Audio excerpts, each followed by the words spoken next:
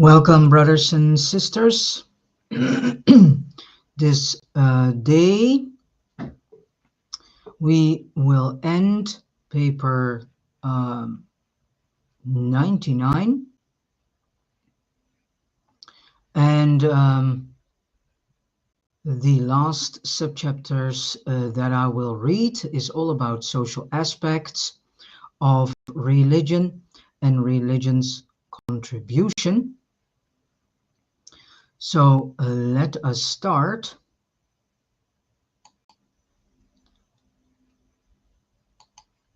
All right. And here the screen. All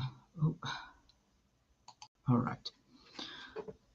Social aspects of religion, subchapter 5 of paper 99 from the Urantia book. While religion is exclusively a personal spiritual experience, knowing God as a father, the corollary of this experience, knowing man as a brother, entails the adjustment of the self to other selves, and that involves the social or group aspect of religious life. Religion is first an inner or personal adjustment, and then it becomes a matter of social service or group adjustment. The fact of man's gregariousness perforce determines that religious groups will come into existence. What happens to these religious groups depends very much on intelligent leadership. In primitive society, the religious group is not always very different from economic or political groups. Religion has always been a conservator of morals and a stabilizer of society. And this is still true, notwithstanding the contrary teaching of many modern socialists and humanists. Always keep in mind, true religion is to know God as your Father and man as your brother. Religion is not a slavish belief in threats of punishments or magical promises of future mystical reward. And here comes the point. This is what is being stated here is that we may grow up now as human beings, and we may now leave behind us all this primitivism that our forefathers have created. Our forefathers have created a idea and concept of an understanding of God that is a picture that we now may leave behind. And we now may grow into more mature human beings, which means that we now may grow into the actual understanding of who God is. God is a loving, merciful, righteous, and sovereign universal Father, Heavenly Father.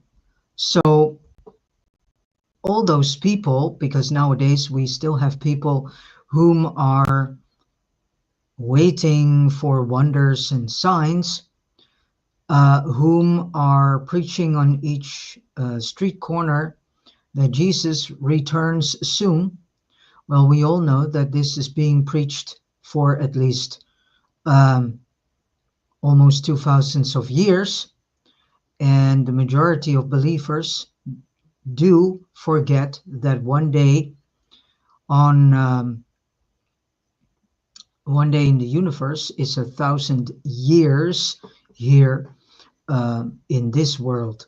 So, as a matter of fact, Jesus just left the house 2.5 days ago, roundabout, or maybe 3 days ago. But anyways, um, it is not unto us humans to demand that Jesus comes back. That's all something that is in Jesus, his hands. He decides when he finds it suitable and the right moment to come back.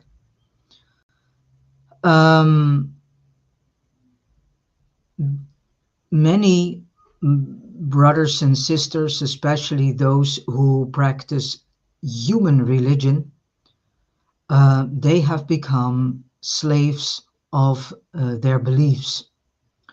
And by practicing exactly how our forefathers thought that you need to practice religion.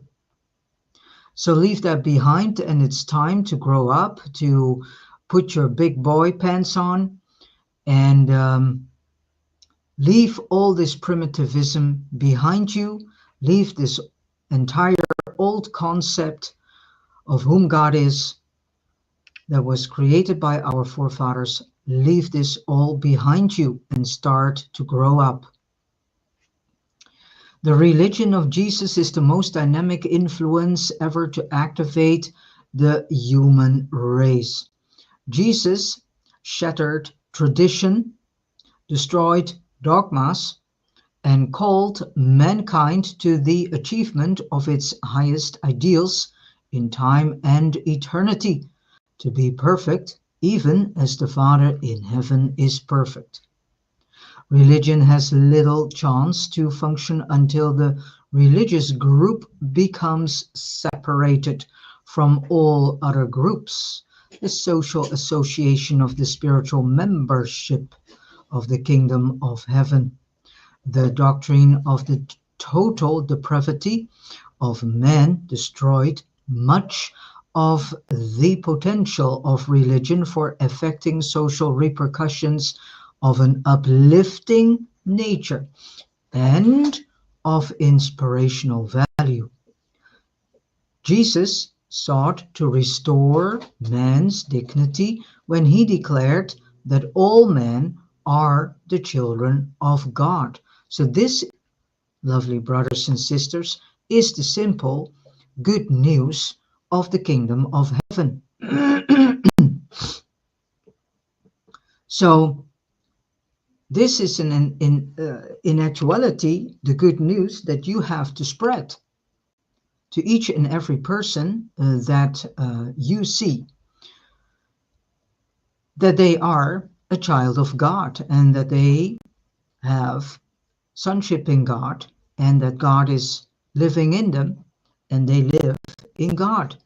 So that is a simple message, and that was the message in actuality the apostles were preaching, proclaiming, spreading forth. Any religious belief which is effective in spiritualizing the believer is certain to have powerful repercussions in the social life of such a religionist. Religious experience unfailingly yields the fruits of the Spirit in the daily life of the Spirit-led mortal. Here it is clearly stating of the Spirit-led mortal, which means what the Urantia book is telling us is that we need to leave the books and the sacred texts and whatever you have. We leave this behind us because we need to grow into more Spirit-led life, and not a life that is based on what a so-called holy book is saying or sacred text is saying how we need to live our lives. It is about time that we start to practice more and more to live our lives from the Spirit, from the leading of the Spirit. Just as certainly as men share their religious beliefs, they create a religious group of some sort, which eventually creates common goals. Someday, religionists will get together and actually effect cooperation on the basis of unity of ideals and purposes, rather than attempting to do so on the basis of psychological opinions and theological beliefs, which is now going on. The majority of the believers um, and the religious structure is indeed based upon psychological opinions and theological beliefs. Goals rather than creeds should unify religionists. Since true religion is a matter of personal spiritual experience, it is inevitable that each individual religionist must have his own and personal interpretation of the realization of that spiritual experience. Let the term faith stand for the individual's relation to God, rather than for the creedal formulation of what some group of mortals have been able to agree upon as a common religious attitude. Have you faith? Then have it to yourself. That faith is concerned only with the grasp of ideal values is shown by the New Testament definition, which declares that faith is the substance of things hoped for and the evidence of things not seen. Primitive man made little effort to put his religious convictions into words. His religion was danced out rather than thought out. Modern men have thought out many creeds and created many tests of religious faith. Future religionists must live out their religion, dedicate themselves to the wholehearted service of the brotherhood of man. It is high time that man had a religious experience so personal and so sublime that it could be realized and expressed only by feelings that lie too deep for words. Jesus did not require of his followers that they should periodically assemble and recite a form of words indicative of their common beliefs. He only ordained that they should gather together to actually do something, partake of the communal supper of the remembrance of his bestowal life on Urantia. What a mistake for Christians to make when, in presenting Christ as the supreme ideal of spiritual leadership, they dare to require God consciousness, men and women to reject the historic leadership of the God-knowing men who have contributed to their particular national or racial illumination during past ages. And then point 6, institutional religion. This is a subchapter between number 5 and number 7. Institutional religion, sectarianism, is a disease of institutional religion, and dogmatism is an enslavement of the spiritual nature. It is far better to have a religion without a church than a church without religion. The religious turmoil of the 20th and 21st centuries does not, in and of itself, betoken spiritual decadence. Confusion goes before growth as well as before destruction. There is a real purpose in the socialization of religion. It is the purpose of group religious activities to dramatize the loyalties of religion, to magnify the lures of truth, beauty, and goodness, to foster the attractions of supreme values, to announce the service of unselfish fellowship, to glorify the potentials of family life, to promote religious education, to provide wise counsel and spiritual guidance, and to encourage group worship. And all life religions encourage human friendship, conserve morality, promote neighborhood welfare, and facilitate the spread of the essential gospel of their respective messages of eternal salvation. But as religion becomes institutionalized, its power for good is curtailed, while the possibilities for evil are greatly multiplied. And this is exactly what we see in so many churches.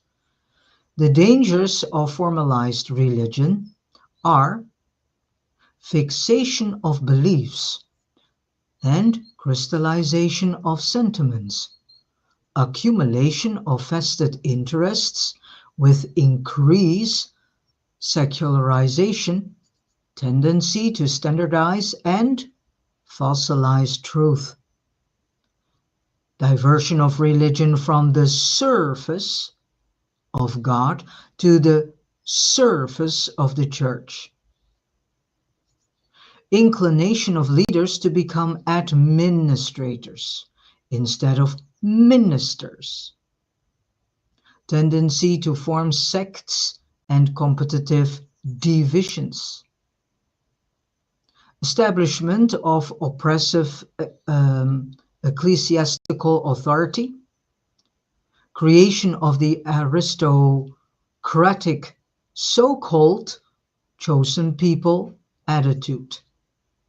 And this whole idea of chosen people is created by the Hebrew people themselves, and especially those who have created the Sanhedrin. They have created this idea of the chosen people on which they based their idea and image of how they saw the Messiah and how they wanted the Messiah to be. So there is no chosen people because God does not do such a thing. For God, everyone is a child of His and He has no favorites. Fostering of false and exaggerated ideas of sacredness, the routinizing of religion and the petrification of worship, tendency to venerate the past while ignoring present demands, failure to make up-to-date interpretations of religion, entanglement with functions of secular institutions. It creates the evil discrimination of religious castes. It becomes an intolerant judge of orthodoxy. It fails to hold the interest of adventurous youth and gradually loses the saving message of the gospel of eternal salvation. Formal religion restrains men in their personal spiritual activities instead of releasing them for heightened service as kingdom builders, because that's what we in actuality are. We need to be kingdom builders and kingdom's ambassadors. Last point, number 7, religion's contribution. Though churches and all other religious groups should stand aloof from all secular activities, at the same time, religion must do nothing to hinder or retard the social coordination of human institutions. Life must continue to grow in meaningfulness. Man must go on with his reformation of philosophy and his clarification of religion. Political science must affect the reconstruction of economics and industry by the techniques it learns from the social sciences and by the insights and motives supplied by religious living. In all social reconstruction, religion provides a stabilizing loyalty to a transcendent object, a steadying goal beyond and above the immediate and temporal objective. In the midst of the confusions of a rapidly changing environment, mortal man needs the sustenance of a far-flung cosmic perspective. Religion inspires man to live courageously and joyfully on the face of the earth. It joins patience with passion, insight to zeal, sympathy with power, and ideals with energy. Man can never wisely decide temporal issues or transcend the selfishness of personal interests unless he meditates in the presence of the sovereignty of God and reckons with the realities of divine meanings and spiritual values. Economic interdependence and social fraternity will ultimately conduce to brotherhood. Man is naturally a dreamer, but science is sobering him so that religion can presently activate him with far less danger of precipitating fanatical reactions. Economic necessities tie man up with reality, and personal religious experience brings this same man face to face with the eternal realities of an ever expanding and progressing cosmic citizenship. Because eventually we need to go to this cosmic citizenship.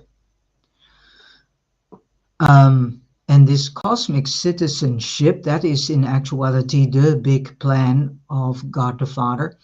And in that big plan is also the growing of the human race into the status of light and life. And because of this, the entire planet will go into the status of light and life. And all the worlds and planets and planetary systems and so on in this local universe all will do the same, go and grow into the status of light and life, and eventually in togetherness we form this spiritual brotherhood. And that is the plan of God, this spiritual brotherhood based on the fundament of God the Father, the universal Father. All right, with this said, we can see at the end of this paper that this paper and all that you have heard the last days, all the information of paper 99 from the beginning to the end is presented to us by A. Melchizedek of Nebadon. And tomorrow I will start with the history of who Melchizedek is. And Melchizedek is a group of beings. They have their own world, which is called the Melchizedek world.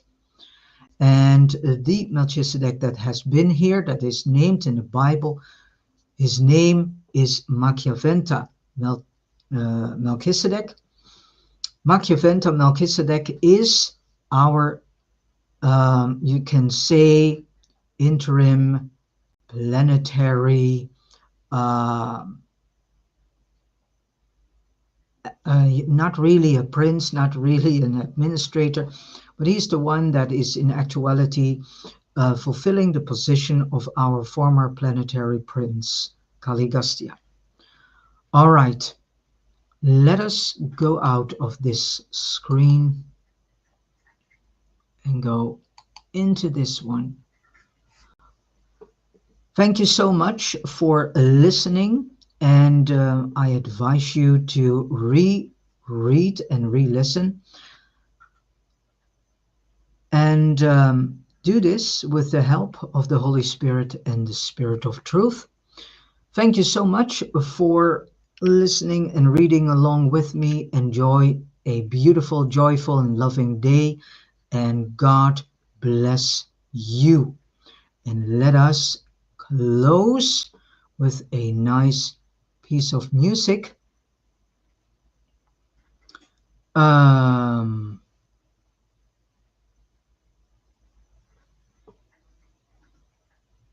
mm, mm, mm. And this number is Cold Straight and comes from Ben Sound. All right, thank you and have a good day. God bless you.